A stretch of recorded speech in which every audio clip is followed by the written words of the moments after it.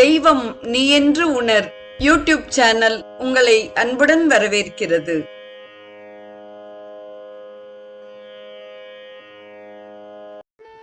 அன்பு உள்ளங்கள் அனைவருக்கும் இனிய சுபதின வணக்கம். இன்றைய ஸ்ரீ லலிதா சகஸ்ரநாமத்தில் 839வது நாமம் தொடங்கி 852வது நாமம் வரை நாம் சிந்திக்க இருக்கிறோம். முதலில் வரும் நாமம் ஓம் முக்தி நிலையாயை நமக என்பதாகும். முக்தியின் இருப்பிடம் வரன் என்னும் வைப்பு என்கிறார் திருவள்ளுவர். அதாவது தீ என்னும் சேமிப்பு என்கிறார். அப்படி முக்தியை சேமித்து தன் அடியார்களுக்கு அருள்கிறாள். 4 வகை முக்தி மற்றும் 5வதான நிர்வாண முக்தி ஆகிய அனைத்தின் இருப்பிடமும் அவளே. முக்திக்கு வித்து என்பார் அபிராமி பட்டர். 840வது நாமம் ஓம் மூல விக்கிரக ரூபிண்யை நமக என்பதாகும். மூல திருமேனி வடிவினள் துர்கை, வாக்வாதினி, ஷியாமளை போன்ற பல்வேறு வடிவங்களை உடைய தேவி ஆதி பராசக்தி என்ற மூல திருமேனியுடன் விளங்குகிறாள். திருக்கோவில்களில் கற்சிலைகளாக நவபாஷான மூர்த்தமாக கருவறையில் எழுந்தருளி இருக்கும் மூர்த்த மேனிகளை மூல விக்கிரகம் என்பர். அவற்றின் வடிவிலிருந்து பக்தர்களுக்கு தரிசனம் தருபவள். அனைத்திற்கும் அப்பாற்பட்ட பரம்பொருளாக விளங்குகிறாள்.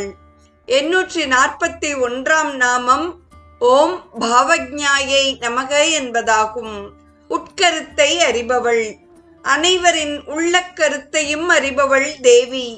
ஆதலால் எவரும் புறத்தோற்றத்தால், போலி வேடங்களால், ஆடம்பரமான வழிபாடுகளால் அவளை ஏமாற்ற முடியாது.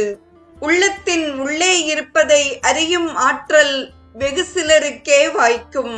குறிப்பாக அம்பிகை அடியார்கள் அத்தகைய ஆற்றலை பெறுவார்கள்.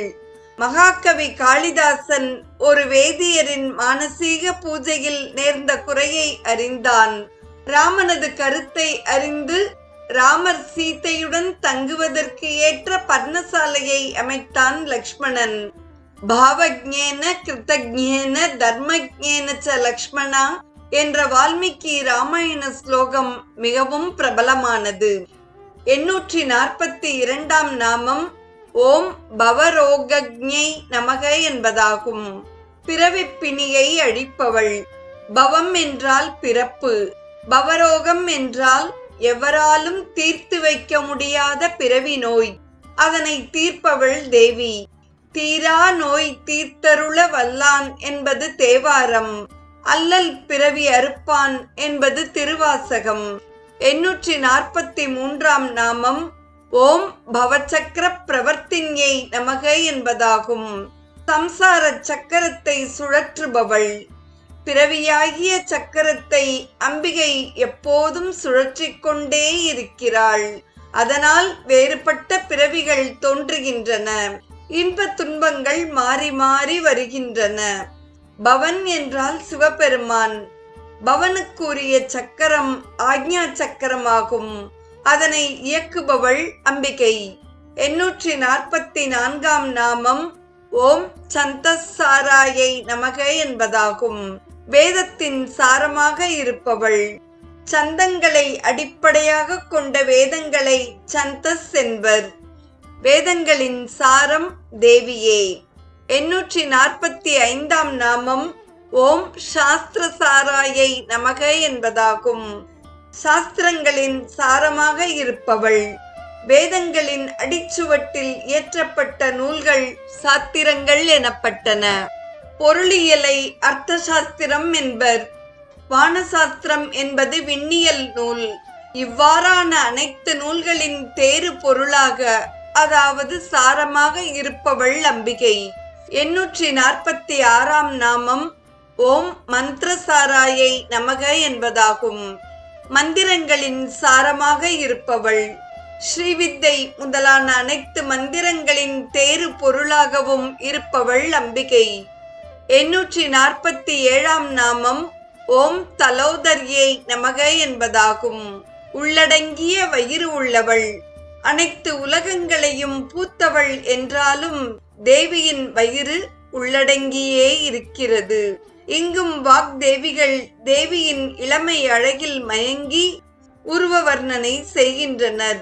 வேத சஸ்திர மந்திர சாரமாக இருக்கும் நிலையை குறிப்பிட்டு பாடிய வாக்தேவிகள் தேவியின் உள்ளடங்கிய வயிற்றைக் கண்டு தம்மை மறந்து அதனை வர்ணிக்கின்றனர். 848ஆம் நாமம் ஓம் உதார கீர்த்தியை நமக என்பதாகும். பெரும் புகழ் உடையவள். பெரும் கொடை குணத்தை ஔதாரியம் என்பர். அக்குணத்தால் ஏற்பட்ட புகழ் உதார கீர்த்தி எனப்பட்டது. 849ஆம் நாமம் ஓம் உத்தாம வைபவாயை நமக என்பதாகும். அளவிடற்கரிய பெருமை உடையவள். தோன்றி மறையும் உயிர்களின் பெருமையை சொல்லில் அடக்கிவிட முடியும். ஆனால் தேவியின் பெருமை எவராலும் சொல்லற்கு அரியது, அளவிடற்கு அரியது. 850ஆம் நாமம் ஓம் வர்ணரூபிண்யை நமக என்பதாகும். எழுத்தின் வடிவினள். சொல்லுக்கு நிறம் தருவது எழுத்து. ஆகவே எழுத்தை வர்ணம் என்றனர். தெய்வத் தமிழ் முதலான அனைத்து மொழிகளின் எழுத்து வடிவானவள் அம்பிகை. 851ஆம் நாமம் ஓம் ஜென்ம மிருத்யு ஜராதப்த ஜன விஸ்ராந்தி தாயின்யை நமக என்பதாகும். பிறப்பு இறப்பு மூப்பு ஆகிய துன்பங்களால் வாடிய மக்களுக்கு ஓய்வளிப்பவள், அதாவது இதமான மோட்ச சுகத்தை தருபவள். வழிநடந்த களைப்புடையோர் வழியில் இடையே உள்ள சோலையில் சற்றே தங்கினால் மிகவும் இதமாக இருப்பதாக உணர்கின்றனர். இதனையே விஸ்ராந்தி என்கிறோம். இத்தகைய விஸ்ராந்தி தற்காலிகமானது. பிறப்பு இறப்பு மூப்பு என்ற மூன்றும் உயிர்களை வாட்டி வதைக்கின்றன. அதிலிருந்து நிரந்தர ஓய்வளிக்க வல்லவள் அம்பிகை. தற்காலிக மற்றும் நிரந்தர ஓய்வை தருபவள் அவள். காசியில் இறக்கும் உயிர்களுக்கு ஈசன் தாரக உபதேசம் செய்து மோட்சத்திற்கு அனுப்புகிறான். அங்கு தேவி உயிர்களை தனது மடியில் கிடத்திக் கொள்கிறாள். அந்த நிலையில் ஈசன் தாரக உபதேசம் செய்து மோட்சமளிக்கிறான். ஸ்ரீ ராமகிருஷ்ண பரமஹம்சர் காசியில் கங்கை ஆற்றில் படகில் சென்று கொண்டிருந்த பொழுது அந்த அரிய காட்சியை நேரில் கண்டார். உடனே மூர்ச்சையாகிவிட்ட பரமஹம்சர் தமது சீடர்களிடம் சில நாட்கள் கழித்து அவ்வுண்மையை விளக்கியிருக்கிறார். தமிழ்நாட்டில் உள்ள விருத்தாச்சலம் மற்றும் ஸ்ரீவாஞ்சியம் ஆகிய 2 தலங்களும் மகிமையில் காசிக்கு வீசம் அதிகம் என்பர்.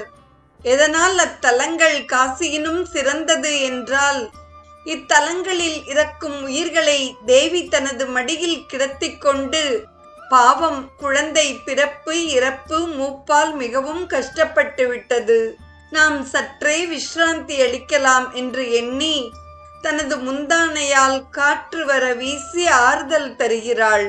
அதே நேரத்தில் ஈசன் தாரக உபதேசம் செய்து உயிரை அழியா முக்தி இன்பத்திற்கு அனுப்புகிறான்.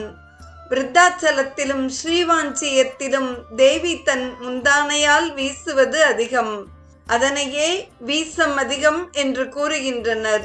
விருத்தாச்சலத்து விருத்தாம்பிகை முந்தானையால் காற்று வர வீசும் செய்தியை கச்சியப்பரின் கந்தபுராணத்தின் வழிநடை படலத்தில் காணலாம். நிறைவாக வரும் 852ஆம் நாமம் ஓம் சர்வ உபனிஷத் உத்குஷ்டாயை நமக என்பதாகும். அனைத்து உபநிடதங்களாலும் பரம்பொருள் என பறைசாற்றப்பட்டவள். உபநிடதங்கள் வேதத்தின் முடிவான பரம்பொருளை பற்றி உரைக்கின்றன. வடிவமுடைய பிற தெய்வங்களை குறிப்பிடுவதில் அவை சற்றே வேறுபடுகின்றன. அனைத்தையும் கடந்து நிற்கும் நிர்குண நிலையில் அம்பிகையை குறிப்பிடுகையில் அவை ஒத்த கருத்துடன் உரைக்கின்றன. அதாவது தேவியே பரபிரம்மஸ்வரூபிணி என்று அவை உறுதிபட பறைசாற்றுகின்றன. பொறி சிந்தும் வெங்கனல் போல் பொய் தீர்ந்து தெய்வ வெறி கொண்டால் ஆங்கதுவே வீடாம். நெறிகொண்ட வையமெல்லாம் தெய்வ வலியன்றி வேறில்லை, ஐயமெல்லாம் தீர்ந்த அறிவு என்ற மகாகவி பாரதியின் சிந்தனையை நினைவு கூர்ந்து இன்றைய நிகழ்வு இனிதே நிறைவு பெறுகிறது.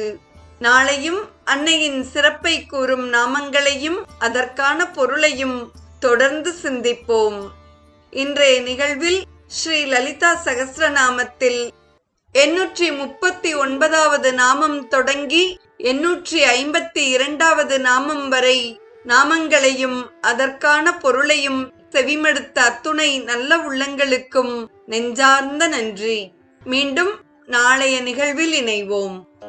தெய்வம் நீ என்று உணர் யூடியூப் சேனலை கேட்டு மகிழ்ந்த நீங்கள் உங்கள் நட்பு வட்டத்திற்கும் பகிர்ந்து தொடர்ந்து உங்களது நல்ல ஆதரவினை சப்ஸ்கிரைப் செய்து வழங்குமாறு அன்புடன் வேண்டுவது உங்கள் அன்பின் விசாலம்.